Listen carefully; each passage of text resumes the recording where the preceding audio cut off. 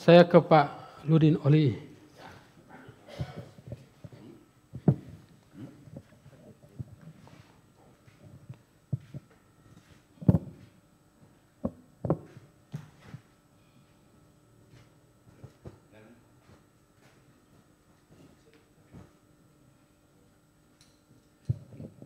Ya, sudah aktif. Assalamualaikum warahmatullahi wabarakatuh. Bapak Ibu sekalian yang saya hormati, narasumber yang saya muliakan, teristimewa Pak Ishak Liputo sebagai Presiden Forum Demokrasi yang saya muliakan.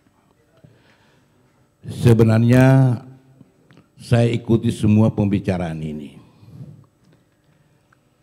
Saya selaku warga negara Indonesia dan sebagai putra Gorontalo merasa berterima kasih bahwa salah seorang penjabat gubernur itu adalah orang Gorontalo. Kalau kita lihat di daerah-daerah lain itu orang luar daerah yang menjadi penjabat. Cuma memang sayangnya setelah saya amati semua ini, kami melihat apa yang dibicarakan tadi, dan sebagai sesuai judul yang ada, sebenarnya mudah sekali. Kalau tidak diakomodir ini pekerja ini, gampang. Jangan bahas, jangan setuju itu APBD. Gampang. Gampang kubah kementerian dan begini, alasan itu. Tercapailah apa yang menjadi topik pembicaraan pada hari ini. Namun Bapak Ibu sekalian, memang pemerintahan ini tidak gampang. Saya 35 tahun jadi pemerintah di pemerintahan. Memang tidak gampang. Mengatur orang banyak. Apalagi ini Provinsi Gorontalo jumlahnya kurang lebih 1 juta lebih penduduk. Dan apakah penjabat gubernur tahu bahwa penduduk Gorontalo ini sejumlah 1 juta lebih? Karena ini kebutuhan rakyat. Apa yang disampaikan diminta oleh DPR itu adalah kepentingan rakyat. Bukan kepentingan mereka, seperti apa yang disampaikan tadi. Tapi saya tidak ingkar bahwa ada isu berkembang bahwa gubernur ini sering pulang kampung. Pulang kampung ke Gorontalo maksudnya? Pulang kampung ke Jakarta, Manado, Makassar. Dan ini seperti apa yang disampaikan oleh Pak Adan bahwa ada gubernur bayangan, saya tidak setuju. Ada gubernur bayangan itu pada OPD, pada SKPD, itu gubernur bayangan ada. Itu biasa dalam pemerintahan, tiap pergantian pejabat, masing-masing cari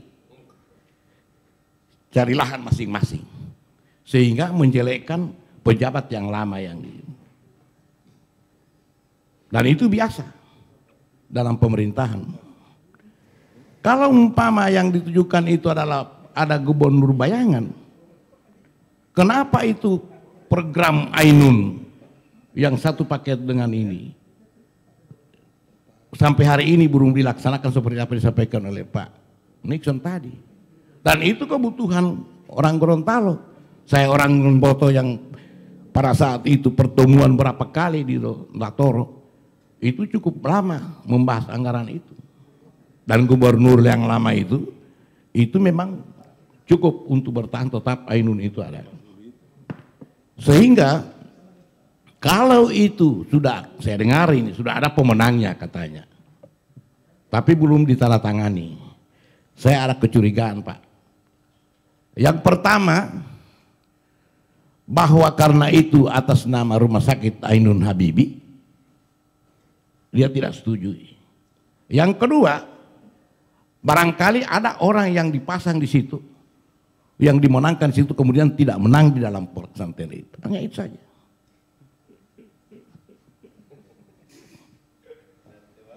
Betul ini. Ini analisa saya ya. Mungkin karena Rumah Sakit Ainun Habibie, ya, kan biasa pejabat begitu.